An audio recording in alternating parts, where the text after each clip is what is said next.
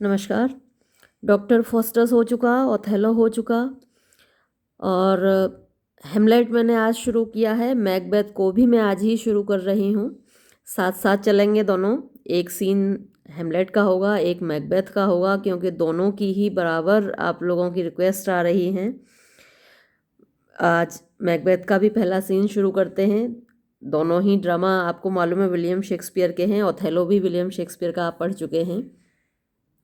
अब कभी कभी दिक्कत ये आएगी कि मैं गलती से हेमलेट को मैकबेथ और मैकबेथ को हेमलेट बोल जाऊंगी। तो भाई, अगर वैसे तो मैं ध्यान से पढ़ाऊंगी, लेकिन फिर भी अगर मुझसे गलती से निकल जाए तो आप लोग ध्यान रखना कि हेमलेट वाले हेमलेट सुने और मैकबेथ वाले मैकबेथ सुने। वैसे मैं कोशिश करूंगी कि ऐसी गलती मुझसे ना हो। ड्रामेटिस्ट पर्सोना देखते हैं, यानी जो कैरेक्टर्स हैं इस ड्रामा में उनके नाम देखते हैं। तो सबसे पहले हैं डंकन, किंग ऑफ स्कॉटलैंड। ये स्कॉटलैंड के राजा हैं। इन्हीं का मर्डर होगा इसमें, देखिए आगे चल के। देन मेलकम हैं, डोनलबेन हैं। ये दोनों हिज सन्स यानी कि डंकन के बेटे हैं। मैकबेथ और बैंको ये जनरल्स हैं ऑफ द किंग्स आर्मी, राजा की सेना के जनरल हैं। फिर हैं मैकडफ, लेनक्स, रॉस, मेंटियथ। कुछ ड्रामाज में जो ड्रामेटिस्ट पर्सोना दे रखा है इसका मेंटियथ का नाम ही नहीं दे रखा। एक दो और बुक्स हैं, एंगस और कैथनेस। ये सब हैं नोबलमैन ऑफ स्कॉटलैंड। तो जैसा कि जो हम दूसरा ड्रामा पढ़ रहे हैं हेमलेट, वो डेनमार्क में सेट है, उसकी सेटिंग डेनमार्क में है, और इस वाले ड्रामा की जो सेटिंग है वो स्कॉटलैंड में है। तो ये सभी स्कॉटलैंड के नोबलमैन हैं, ये श्रेष्ठ लोग हैं, बड़े आदमी हैं, सामंत लोग हैं। फिर है फ्लियंस। फ्लियंस ये सन टू बैंको। तो अभी जो आपने दो जनरल्स के नाम पढ़े ना, मैकबेथ और बैंको, तो इसमें से जो बैंको है उसका बेटा है फ्लियंस। फिर है seaward, earl of Northumberland, general of the English forces. जो अंग्रेज सेना है उसका जनरल है ये। Young seaward, his son. ये सीवार्ड जो अर्ल ऑफ नॉर्थम्बरलैंड है उसका बेटा है यंग सीवार्ड। फिर सीटन है, an officer attending on Macbeth. ये एक अफसर है जो कि मैकबेथ को अटेंड करता है, यानी मैकबेथ का काम संभालता है। फिर बॉय, सन ऑफ मैकडफ। तो मैकडफ का जो बेटा है उसका नाम नहीं दे रखा, वो केवल बॉय नाम से ही आपको इसमें दिखाई देगा। फिर एन इंग्लिश डॉक्टर, एक अंग्रेज डॉक्टर है। अ स्कॉट डॉक्टर, एक स्कॉटलैंड का डॉक्टर है। ए सोल्जर, एक सैनिक है। अ पोर्टर, एक कुली है। एन ओल्ड मैन, एक बूढ़ा आदमी है। फिर लेडी मैकबेथ है, इसका कैरेक्टर बड़ा ही स्ट्रॉन्ग है। ये हीरोइन है। वैसे मैंने आपको बताया था कि शेक्सपियर की जो ट्रेजेडीज़ होती हैं उनमें हीरोइन का जो रोल है वो ना के बराबर होता है, मतलब बहुत इम्पोर्टेंट नहीं होता जितना कि उसकी कॉमेडीज़ में होता है।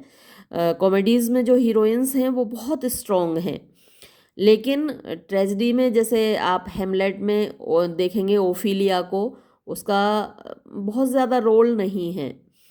या फिर कॉर्डिलिया का बहुत बड़ा रोल नहीं है, बहुत ज़्यादा पावरफुल रोल नहीं है किंग लियर में।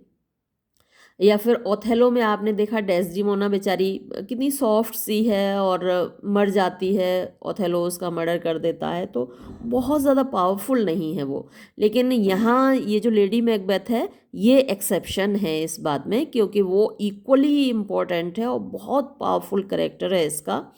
इसको फोर्थ विच भी कहते हैं। जैसा जैसे डायलॉग्स ये बोलती है ना इसमें, ट्रेजेडी में आप देखेंगे ड्रामा में कितने पावरफुल इसके डायलॉग्स हैं, और ये ना होती तो शायद कभी मर्डर कर भी नहीं पाता मैकबेथ डंकन का। तो आप देखेंगे ये बहुत पावरफुल है।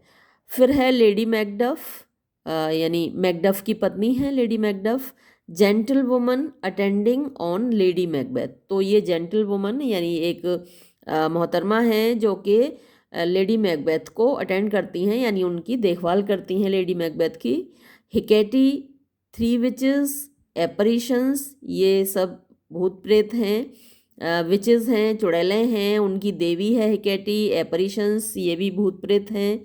लॉर्ड्स हैं, जेंटलमैन और ऑफिसर्स, सोल्जर्स, मर्डरर्स, यानी हत्यारे भी हैं जो कि मैकबेथ भेजेगा बैंकों को और फ्लियंस को मारने के लिए। वो आगे आएंगे, आप इनसे परिचित होंगे, इन सभी से। अटेंडेंट्स हैं एंड मैसेंजर्स, और दूत हैं। और सीन कहाँ का है? स्कॉटलैंड का और इंग्लैंड का। तो ये है एक्ट फर्स्ट का पहला सीन मैकबेथ का। और डेजर्ट प्लेस, एक निर्जन जगह है, रेगिस्तानी, जहाँ पर इंसान नहीं रहते, तो निर्जन जगह है। थंडर, बादल गरजता है। एंड लाइटनिंग, बिजली कड़कती है। एंटर थ्री विचेस, तो देखिए कहाँ सीन खुलता है। सीन खुला, पर्दा उठा और प्रवेश किसने किया? तीन चुड़ैलों ने। तो हेमलेट आप पढ़ रहे थे, वहाँ भी पहले सीन में ही आपको भूत दिखाई दिया। और अब देखिए मैकबेथ में पहले ही सीन में हमको क्या दिखाई देता है? तीन चुड़ैलें हैं। फर्स्ट विच, पहली चुड़ैल, when shall we three meet again, यानी हम तीनों फिर कब मिलेंगे? इन थंडर, बादल गरजने पर। लाइटनिंग, बिजली कड़कने पर। और इन रेन, या फिर बारिश होने पर। Second which, when the Hurley barley is done, when, जब, द हर्ली बर्ली, यानी ये जो शोर शराबा है, डन, खत्म हो जाएगा। When the battle is lost and one, जब ये जो बैटल चल रहा है, युद्ध चल रहा है, लॉस्ट एंड वन, जब हार दिया जाएगा और जीत लिया जाएगा।